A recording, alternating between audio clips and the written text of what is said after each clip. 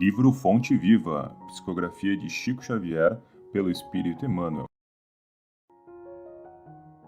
Capítulo 171. Testemunho. Pois para isto é que fostes chamados, porque também o Cristo padeceu por vós, deixando-vos exemplo para que lhe sigais as pegadas. Primeira Carta de Pedro, capítulo 2, versículo 21. Muitos se queixam da luta moral em que se sentem envolvidos depois da aceitação do Evangelho. Em caminhos diferentes, sentem-se modificados. Não mais mergulham nas correntes escuras da vaidade, não mais se comprazem no orgulho, não mais se compadecem com o egoísmo, não mais rendem culto à discórdia. E por isso, de alma desenfaixada, por perderem velhos envoltórios da ilusão, reconhecem que a sensibilidade se lhes aguça, agravando-lhes as aflições na romagem do mundo. Sentem-se expostos a doloroso processo de burilamento e admitem padecer, mais que os outros, angustiosas provas. Mas, na sublimação espiritual de que oferecem testemunho, outros filhos da terra tomam contato com a Boa Nova, descobrindo as vicissitudes da vida cristã e estendendo-lhe a luz divina.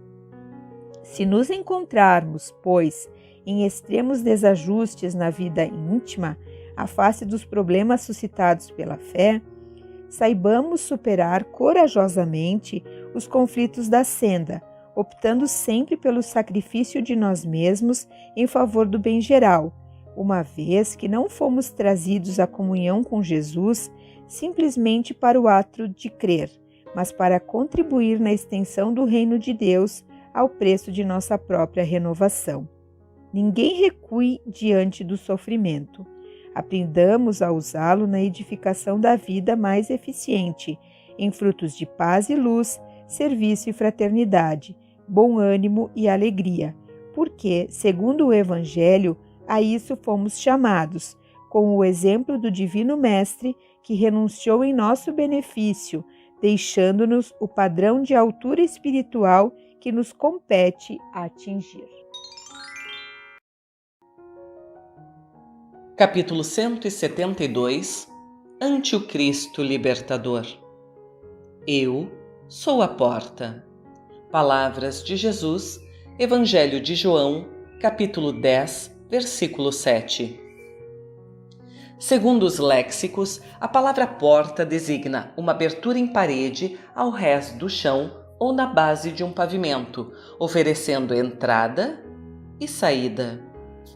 Entretanto, simbolicamente, o mundo está repleto de portas enganadoras. Dão entrada sem oferecerem saída. Algumas delas são avidamente disputadas pelos homens que, afoitos na conquista de posses efêmeras, não se acautelam contra os perigos que representam. Muitos batem a porta da riqueza amoedada e, depois de acolhidos, acordam encarcerados nos tormentos da usura. Inúmeros forçam a passagem para a ilusão do poder humano e despertam detidos pelas garras do sofrimento. Muitíssimos atravessam o portal dos prazeres terrestres e reconhecem-se, de um momento para o outro, nas malhas da aflição e da morte. Muitos varam os umbrais da evidência pública, sequiosos de popularidade e influência, acabando emparedados na masmorra do desespero. O Cristo, porém, é a porta da vida abundante. Com ele, submetemo-nos aos desígnios do Pai Celestial, e nessa diretriz aceitamos a existência como aprendizado e serviço, em favor de nosso próprio crescimento para a imortalidade. Vê, pois, a que porta recorres na luta cotidiana, porque apenas por intermédio do ensinamento do Cristo alcançarás o caminho da verdadeira libertação. Capítulo 173. Ante a luz da verdade. Conhecereis a verdade, e a verdade vos libertará. Jesus, Evangelho de João, capítulo 8, versículo 32. A palavra do Mestre é clara e segura. Não seremos libertados pelos aspectos da verdade ou pelas verdades provisórias, de que sejamos detentores no círculo das afirmações apaixonadas a que nos inclinemos. Muitos, em política, filosofia, ciência e religião, se afeiçoam a certos ângulos da verdade e transformam a própria vida numa trincheira de luta desesperada, a pretexto de defendê-la quando não passam de prisioneiros do ponto de vista. Muitos aceitam a verdade, entendem-lhe as lições, advogam-lhe a causa e proclamam-lhe os méritos. Entretanto, a verdade libertadora é aquela que conhecemos na atividade incessante do eterno bem. Penetrá-la é compreender as obrigações que nos competem. Discerni-la é renovar o próprio entendimento e converter a existência num campo de responsabilidade para com o melhor. Só existe verdadeira liberdade na submissão ao dever fielmente cumprido. Conhecer, portanto, a verdade é perceber o sentido da vida. E perceber o sentido da vida é crescer em serviço e burilamento constantes. Observa, desse modo, a tua posição diante da luz. Quem apenas vislumbra a glória ofuscante da realidade, fala muito e age menos. Quem, todavia, depenetra a grandeza indefinível, age mais e fala menos. Capítulo 174. Mãos estendidas. Estende a tua mão. E ele a estendeu, e foi-lhe restituída a sua mão, sã como a outra. Evangelho de Marcos, capítulo 3, versículo 5. Em todas as casas de fé religiosa há crentes de mãos estendidas, suplicando socorro. Almas aflitas revelam ansiedade, fraqueza, desesperança e enfermidades do coração. Não seremos todos nós, encarnados e desencarnados, que algo rogamos à providência divina, semelhantes ao homem que trazia a mão seca? Presos ao labirinto criado por nós mesmos, eis-nos a reclamar o auxílio do Divino Mestre. Entretanto, convém ponderar a nossa atitude. É justo pedir, e ninguém poderá cercear quaisquer manifestações da humildade, do arrependimento, da intercessão. Mas é indispensável examinar o modo de receber. Muita gente aguarda a resposta materializada de Jesus. Esse espera o dinheiro, aquele conta com a evidência social de improviso, aquele outro exige a imediata transformação das circunstâncias no caminho terrestre.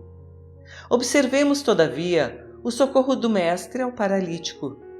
Jesus determina que ele estenda a mão mirrada e, estendida essa, não lhe confere bolsas de ouro nem fichas de privilégio. Cura-a. Devolve-lhe a oportunidade de serviço. A mão recuperada naquele instante permanece tão vazia quanto antes. É que o Cristo restituía-lhe o ensejo bendito de trabalhar, conquistando sagradas realizações por si mesmo. Recambiava-o às lides redentoras do bem, nas quais lhe cabia edificar-se e engrandecer-se. A lição é expressiva para todos os templos da comunidade cristã. Quando estenderes as tuas mãos ao Senhor, não esperes facilidades, ouro, prerrogativas. Aprende a receber-lhe a assistência, porque o divino amor te restaurará as energias, mas não te proporcionará qualquer fuga às realizações do teu próprio esforço.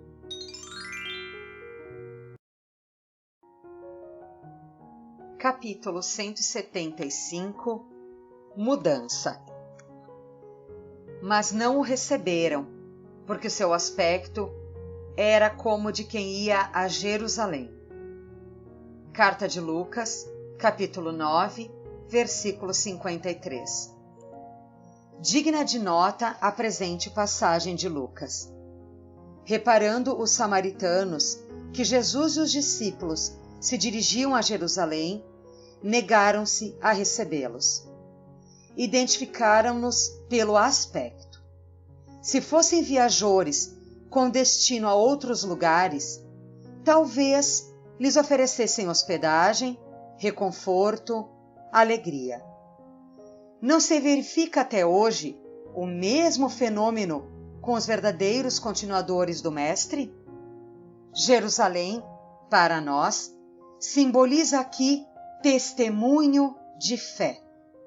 E basta que alguém se encaminhe resolutamente a semelhante domínio espiritual para que os homens comuns, desorientados e discutidores, lhe cerrem as portas do coração.